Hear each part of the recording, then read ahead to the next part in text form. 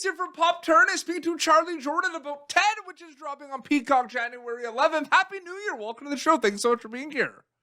What's up, guys? Thank you so much for having me. I'm happy to be here. I'm excited to chat with you. I mean, it's so crazy, you know what I mean? Like, it's one of those things where people knew about the movies and now we're getting kind of like a backstory and a prequel and everything. And it's so amazing. You know, your first kind of big major acting role is going to be Ted on Peacock. Just take us through kind of those conversations with Seth and the role and everything and how you got involved with this project. That's so exciting. I'm so happy for you. Thank you so much. It's such a dream come true for me. It's kind of crazy because I did grow up watching Family Guy my entire life. I grew up watching American Dad, so I have like such a history and a background on where Seth started, and I was just obsessed. Like I remember sneaking. I would tell my parents I was going to bed, turn off the TV, turn it back on, turn on the subtitles with the volume down just because I wanted to watch Family Guy so bad. So I'm a huge fan of his, and basically over the past 4 years, I've made it super publicly known that I was a stoner. And it's so funny because everyone always advised me against that. They're like, don't post that you smoke cannabis online. And I just, never wanted to lie to the public. I always just wanted to be myself. And it's so funny because that is kind of in a roundabout way how I ended up getting cast for this role. Seth, I am like a stoner in my role in Ted, and he kind of just cast my real life character as a character in the show. He reached out to one of my mutual friends, and he saw that, I had a show on YouTube for like 2 years called The Smoke Roses Show, and I also have my own cannabis company. So he kind of saw like there's not a lot of females that are open about smoking cannabis. So naturally, he reached out to me and asked if I had an interest in acting, and I'd been in front of the camera a lot, but had never done any vocal roles. So he took a huge chance on me, which I'm super thankful for. And it was such a pleasure and honor working with his team because, he also has a show called Orville and has so many projects across the industry. And he's so smart. It was so cool to be around so many established and talented people. Absolutely. What was that like kind of reading the scripts and then actually going and filming it? Because I feel like those are two separate journeys in a long way and like two different experiences, because there might be stuff in the script that you're like, oh, I can't believe it looks like this while we're filming. Like, what was that like reading the script, then going and filming it? It was actually very different because with comedy in general, that was my first major acting role. So I was on set at Universal, and it was a massive, massive set with hundreds of people working. So that was intimidating, but also because there were so many people, it kind of wasn't at the same time. And what was the most challenging for me is while we were on set, he was like, okay, so now we're going to do improv. I was like, what? I was like, okay, throw me into like the most challenging first acting role, which is speaking to a quote unquote inanimate object, right? Which is Ted. And then also doing improv. So, but I honestly feel like that's really the best way to learn something is just being thrown into it, right? Sometimes when you overthink something, and I think that his confidence in me, him believing that I could do improv and him knowing that I could do this, I was just like, I got it. So his confidence really transferred over into me. And I think that with acting, it's raw emotion anyways. So I think he kind of wanted that nervousness from me anyways, which ended up working out. It's interesting you mentioned about kind of just getting thrown in. And I feel like in a lot of situations, we kind of learn so much all the time by just doing things. You know what I mean? I even look at like just posting stuff on social media and everything. You learn a lot of things, then boom, it's like content creation. You know what I mean? Just from doing it. Did it feel like that with Ted as well? Where like, like the acting, you just by doing it and doing the lines and just seeing everything and being a crew, like that just felt like a learning experience that you were learning by just acting specifically? Absolutely. I'm a big hands-on learner. Like, reading in something and studying something is so different than actually doing it. And I feel like being hands-on and doing it is the best way to learn. And since I got put in such a high intensity environment to start, that was the best possible way I could have learned. And it was so different than anything I've done content creation wise. Like I said, being on set for hours and hours and hours, the trailers, the amount of people that were involved, the hair, the makeup, like there were really so many people involved. And that's something that is so different about content creation versus the industry is I wasn't just doing something by myself. Like it was such a big team, which was so cool. And to hear everybody's stories, and there was a lot more patience and time that went into everything. So it was a lot more meticulous and detailed, which was really cool to see something at that high of a level. And it was almost hard to take all of it in. Like I was trying to take everything in, but there was so much going on that I still feel like I could go on set with them probably 1,000 more times and not learn everything I need I to. feel like that is the biggest misconception about content creation where, yeah, down the road, certain things you have teams and you collab with people, you have someone helping with the cameras and everything. But like a lot of your videos, it was just you doing, like, it was just you filming those videos. Like, I feel like people don't realize that, like, there's not these big teams where you're posting these like videos, right? Well, in that moment, it kind of made me realize how many roles I actually do take on when I make my own videos. Exactly. I was like, wait a second, I could have had this many people helping me this whole time. But you know, that's the cool thing about content creators. Like, I didn't come from a background that was a part of the industry. My family was not very well off, and I was making do with what I had, Yeah. which was such an incredible way to get into. Like, I just had a phone and a laptop, and then yeah, it was like me and a videographer making these And you work videos on for 4 10 and you're like, years. what is this? There's like so many people here. Like, I need this. I was like, where have you guys been my whole life? Like, I'm always doing my own hair, makeup, editing. Like, that's why I call myself a creative director with what I do, Yeah. because I take on so many different roles. But it also, you know, the quality of what gets made when you have one person on each thing doing their job the best that they can is really incredible to see. Does it feel natural kind of work? Because that was my next question, actually. Like wearing many hats, doing like the content creation, acting, you know, a lot of the things in the beauty and fashion world that you do, as well as the DJing. Like, does it kind of just happen? Did you hope you were going to kind of wear many hats and be able to dive into all these different kind of creative entities? Or like, what's that like specifically, the balancing of wearing all those hats? It's been challenging because when I first came out here, I definitely, honestly, I mean, didn't see things going past content creation. It has been a very unplanned journey for Yeah. me, which is so incredible. And that's why I feel so thankful for everything that I get to do, because it genuinely is like relationships and people that I've met and built genuine relationships with. So I feel super thankful that I've been able to, like, acting was never really something that I even saw myself getting into, but it does make sense with how much I've been on screen, and it actually translated heavily when I did get in front of the camera. Like, I felt very, very comfortable. And I thought I would be more nervous. Like, I thought my voice was going to be shaky. I thought I would be shaky, but it actually felt strikingly natural to me. I think because I've spent so much time on camera. Obviously, I think memorizing lines, when you think about memorizing lines, that's the most daunting part of acting. Yep. Especially because it's pages and pages. You're like, how am I going to remember this? But when there's so much emotion tied into it, and when you actually, again, have other people that care and are there, like, you get so involved in it. And it was so incredible.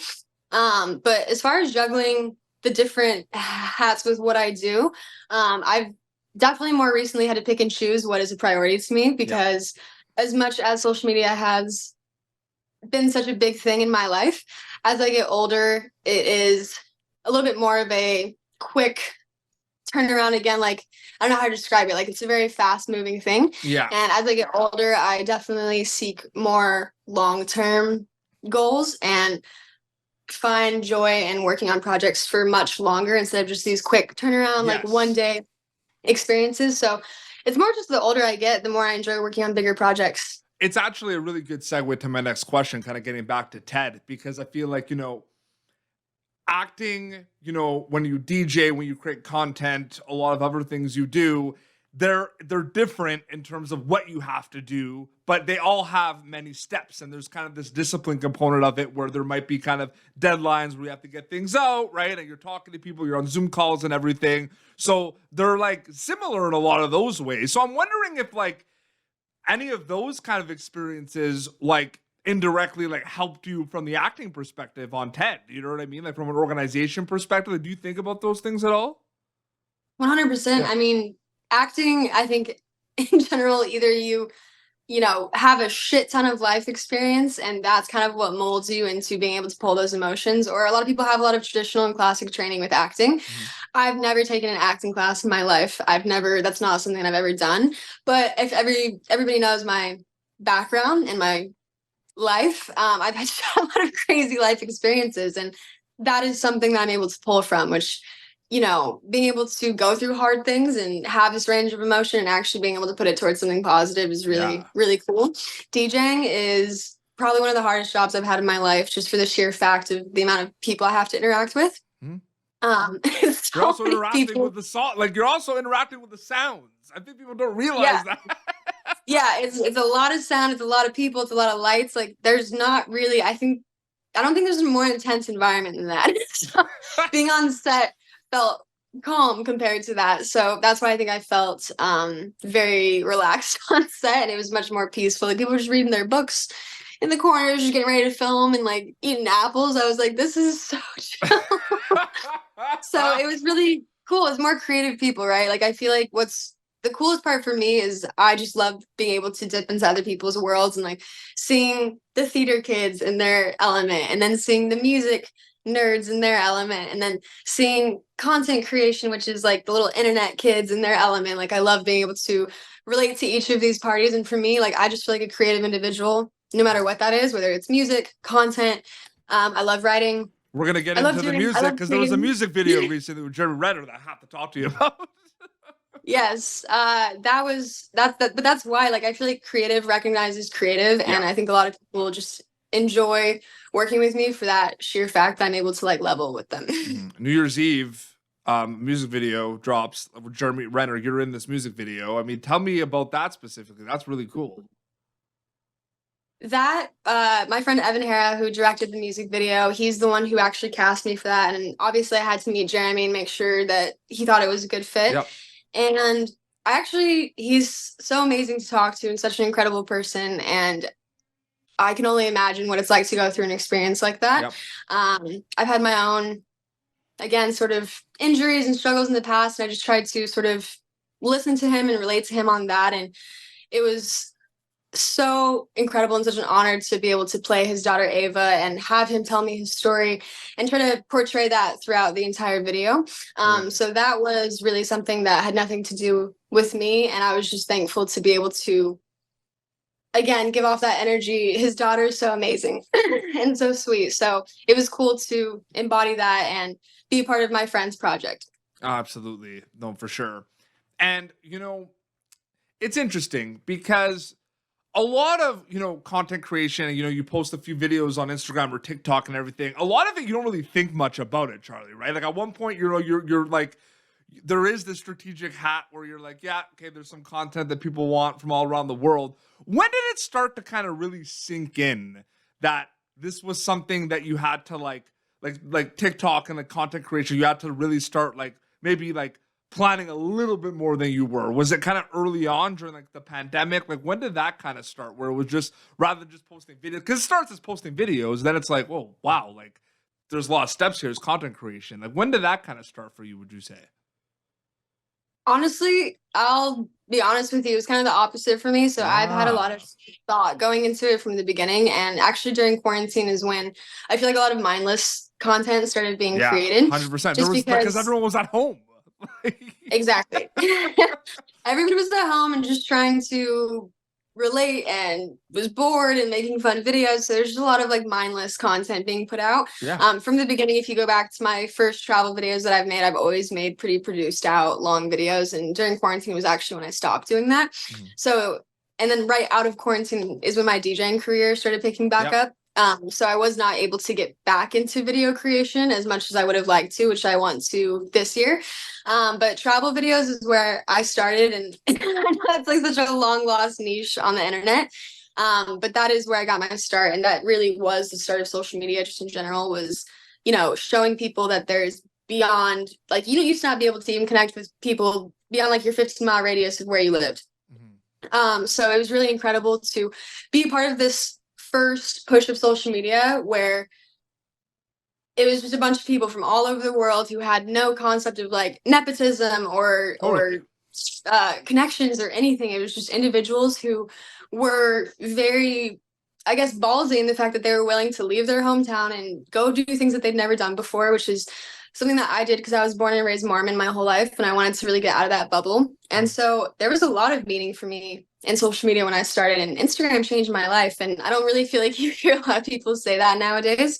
But for me, social media has been something that was so beautiful and amazing. And unfortunately, now I do feel like it's turned into something that's a little bit more, commercialized, which anything that's good tends to get taken over like that at some point.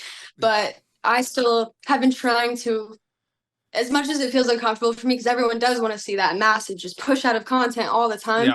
I'm really trying to revert back to doing those individualized projects, spending more time on content. And the strategy, yes. I had at one point I had a team of 15 people working on my Smoke Roses show that I had, working on videos. I had an editing team, a content production team, and was doing the whole 9 yards myself. And that was incredible. But I really love being able to be part of other people's projects as well. Absolutely. And Ted premiering on a Peacock January 11th. Is it starting to sink in a little bit that it's like premiering soon? Like it's right around the corner. I don't know, man. I'm just like so baffled every day. It's such an incredible opportunity. It's really one of those things where I just get to be like, Mom, look. Absolutely. No, for And sure. to my friends, I'm like, guys, like this is crazy. So again, huge thanks to Seth MacFarlane and everybody on that team for trusting me, and hopefully there's more to come. Absolutely. So great to check that out. That's going to be January 11th, TED series on Peacock. Charly, so great chatting with you. Thank you so much for coming on the show. Thank you so much for having me. Yeah. And quick plug. I mean, if they put Charly Jordan, Instagram, TikTok, they'll find it, right? Like it's a pretty easy way to find everything, keep up to date with everything. Or if you want to plug specifically. Just Charly with a Y, CHARLY Jordan. Make sure you guys check me out on TED, Jeremy Renner's music video. And I also just signed my residency next year in Vegas, which I'll be announcing soon for more DJing. Incredible. Well, this has been Pop Tart, youtube.com/Pop Tart, previous episodes. Until next time, it's Charly Jordan and Petey Beats signing off. Thank you for tuning in to Popternative. Make sure to check out our past episodes of Popternative on YouTube. This has been an Autograph Communications production.